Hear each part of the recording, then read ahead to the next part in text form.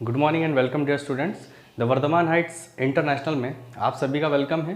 Class 11th के एक next part पे आज हम स्टडी करेंगे। उसमें जो टॉपिक हम कवर करेंगे वो है empirical and molecular formula. Empirical formula और मॉलिकुलर फार्मूला जो है केमिस्ट्री के इस चैप्टर में, या बोला जाए तो केमिस्ट्री के अंदर ही बहुत ही इंपॉर्टेंट रोल प्ले करते हैं, क्योंकि पूरी जो केमिस्ट्री है वो फॉर्मूले बेस्ड केमिस्ट्री है। जितनी भी टाइप की रिएक्शंस होती है वो नॉर्मली मॉलिकुलर फार्मूलाज और एम्पिरिकल फार्मूलाज के बेसिस पर ही की जाती है। तो इसके प्रीवियस लेक्चर में हमने सिग्निफिकेंट फिगर और मूल कॉन्सेप्ट के ऊपर भी स्टडी कर चुके हैं।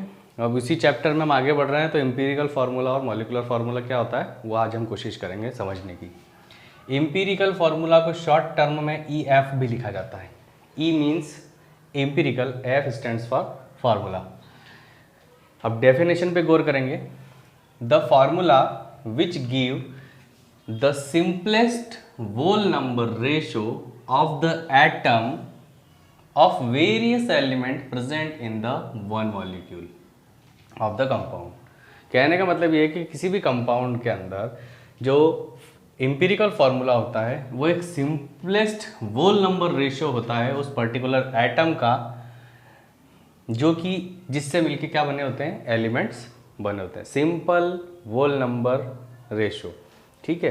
पूरे कंपाउंड का केवल एक मॉलिक्यूल होता है, उसे क्या कहा जाएगा, एम्पिरिकल फार्मूला, ठीक है। जैसे कि अगर हम कोई एग्जांपल अगर लें तो रुपए की बात करें तो रुपए भी पैसा और रुपया दोनों में डिफरेंस होता है। तो रुपया कैसे बना, पैसे से मिलकर, 1 पैसा 2 पैसा 10 पैसा 5 पैसा, ये जब मिलते हैं तो रुपया बनाते हैं, ठीक है। तो जो पैसा जो यूनिट है वो है रिप्रेजेंट करेगा एम्पिरिकल फार्मूले को, और जो रुपया बन रहा है ना, वो रुपया जो करेगा मॉलिकुलर फार्मूले को रिप्रेजेंट करेगा। तो कहने का मतलब ये है कि ऐसा फार्मूला जो कि सिंपलेस्ट होल नंबर रेशो होता है उस एटम का, जो बहुत सारे एलिमेंट्स के अंदर प्रेजेंट होते हैं, one molecule of the compound, मतलब किसी भी कंपाउंड के एक मॉलिक्यूल के अंदर जो एलिमेंट्स होते हैं उसके अंदर जो एटम होता है उसका जो सिंपलेस्ट रेशियो होता है वो कहलाता है एम्पिरिकल फार्मूला। अभी पहले डिस्कशन करेंगे डेफिनेशंस के ऊपर, फिर हम एग्जांपल से समझेंगे तो आपको इजी गोइंग समझ में आएगा, ठीक है। अब हम बात करेंगे मॉलिकुलर फार्मूले की। The formula which give the actual number of atom, यहाँ पर क्या था, होल नंबर रेशियो था एटम का, और यहाँ पर क्या है, एक्चुअल नंबर ऑफ एटम, मतलब एटम का एक्चुअल नंबर बताएगा, of various element present in one molecule of the compound is called molecular formula. कहने का मतलब ये है कि ऐसा फार्मूला जो कि क्या कर रहा है, एटम का एक्चुअल नंबर बताता है, एक मॉलिक्यूल, किसी भी कंपाउंड के एक मॉलिक्यूल का, उसमें जो एलिमेंट है उस एलिमेंट के अंदर जो एटम है उनका एक्चुअल नंबर बताएगा। लेकिन यहाँ पे क्या कर रहा था, पूरी डेफिनेशन सेम है, बस डिफरेंस क्या हो गया, एक्चुअल नंबर के प्लेस पे क्या हो गया, होल नंबर रेशियो आ गया पर्टिकुलर एटम का, ठीक है। Simplest whole number ratio, simplest मतलब कोई भी यूनिट, जैसे अगर हम बात करें कोई दीवार अगर बनी है तो दीवार बनाने के लिए सबसे पहली यूनिट हमें एक ईंट रखनी होती है, तो वो क्या हो गया, उसका एम्पिरिकल फार्मूला। अब नंबर ऑफ, जितनी भी नंबर ऑफ ईंट्स हम उसके अंदर जो जोड़ रहे हैं, या जितनी ईंटों की क्वांटिटी हम बढ़ाते जा रहे हैं, तो वो क्या हो रही है, एक बड़ी सी दीवार बन रही है, ठीक है। तो जो बड़ी दीवार बन रही है वो मॉलिकुलर फार्मूला, और जो सिंपल यूनिट है, जो ईंट है, वो क्या है, एक एम्पिरिकल, ठीक है। अब इसको एग्जाम्पल से समझते हैं।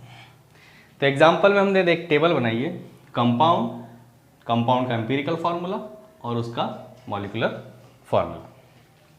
कंपाउंड की बात करें तो बेंजीन, हमने कंपाउंड लिया है, ठीक है।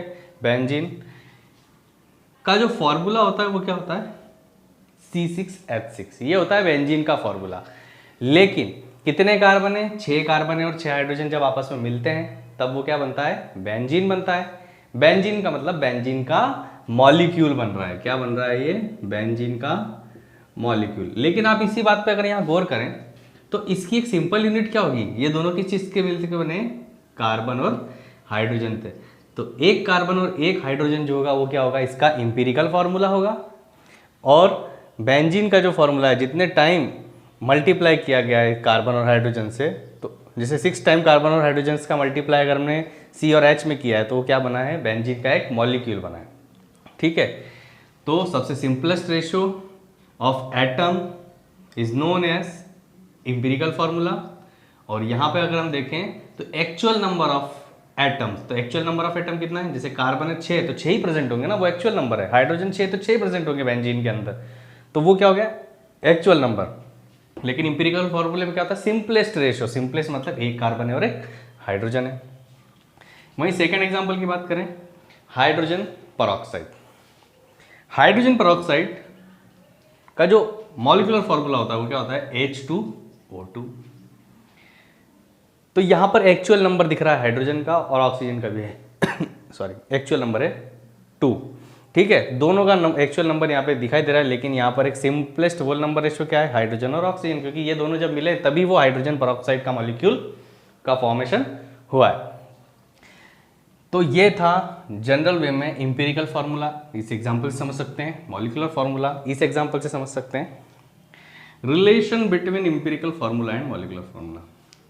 अब हम देखेंगे जो इंपिरिकल फार्मूला है और जो मॉलिक्यूलर फार्मूला है, इन दोनों के बीच में रिलेशन क्या है। यदि अगर आपके सामने मान लीजिए इंपिरिकल फार्मूला दे दिया, अगर आपसे बोला गया कि मॉलिक्यूलर फार्मूला बनाना है तो कैसे बनाएंगे, उससे बेस्ड, उससे रिलेटेड आप क्वेश्चन करेंगे। पर सबसे पहले हम ये देखेंगे कि रिलेशन क्या होता है दोनों में। तो सबसे पहले देखेंगे हम मॉलिक्यूलर फार्मूला जो होता है, दोनों का रिलेशन देख रहे हैं। Molecular formula is equals to n into empirical formula. कहने का मतलब ये है, और यहाँ पर एन इक्वल्स टू क्या होते हैं, 1 2 3 4 5 6 7 8, ये जो काउंटिंग आती है ना, ये चलती रहेगी। सिंपलेस्ट होल नंबर रेशो का मल्टीप्लाई करते जाएंगे, जितना मल्टीप्लाई करेंगे उतना बड़ा मॉलिक्यूल बनता है। ठीक है, तो एन जो है वो 1 2 3 4 5 6 7 8 9 10 ऐसे आगे तक वो क्या करेगा, एन उसको रिप्रेजेंट करते हैं उन डिजिट्स को, और उसका मल्टीप्लाई अगर हम यदि इंपिरिकल फॉर्मूले में करते हैं तो हमारा क्या बन जाता है, मॉलिक्यूलर फार्मूला। सेकेंड थिंग ये है, ये जो एन है इसे कैसे निकाला जाएगा, क्योंकि क्वेश्चन आएगा तो क्वेश्चन में ये थोड़ी बताएंगे आपको कि कितना एन है, वो हमें फाइंड आउट करना पड़ेगा। कैसे फाइंड आउट करेंगे, यूज ऑफ दिस फार्मूला, इस फार्मूले का हम यूज करेंगे तो हमारे नंबर ऑफ एन्स भी यहाँ पर निकल जाएंगे। यहाँ पर 1 2 3 4 5 6 7 8 हो तो सकते हैं, बट एक्चुअल में कितना होगा, 1 होगा, 2 होगा, 4 होगा, 9 होगा, 11 होगा, 100 होगा, जो भी होगा वो किस बेसिस पे निकाल सकते हैं हम, इस फार्मूले के बेसिस पे। ठीक है, तो ये था empirical formula and molecular formula. अब इससे रिलेटेड हम क्वेश्चंस करेंगे, और वो क्वेश्चन जो है, क्वेश्चन में आपको जो दिखाई देगा वो केवल एक सिंपल क्वेश्चन रहेगा, उसमें कुछ परसेंटेज लिखा हुआ आएगा, पर्टिकुलर मास लिखा हुआ आएगा, तो आपको वो उससे फॉर्मूला बनाना है। आपके सामने क्वेश्चन आएगा ऑर्गेनिक कंपाउंड आ सकता है, इनऑर्गेनिक कंपाउंड आ सकता है, तो उसका सबसे पहले हमें ये देखना पड़ेगा कि वो किस चीज़ों का कंटेंट से मिलके बना है। ठीक है, और वो कंटेंट क्या क्या हो सकते हैं, कितने परसेंटेज में अवेलेबल हैं, उनका मास क्या दे रखा है, तो उनका एक टेबुलर फॉर्म में हम यहाँ पे क्वेश्चन लिखेंगे, उस क्वेश्चन को सॉल्व करेंगे अगले लेक्चर में। Thank you very much.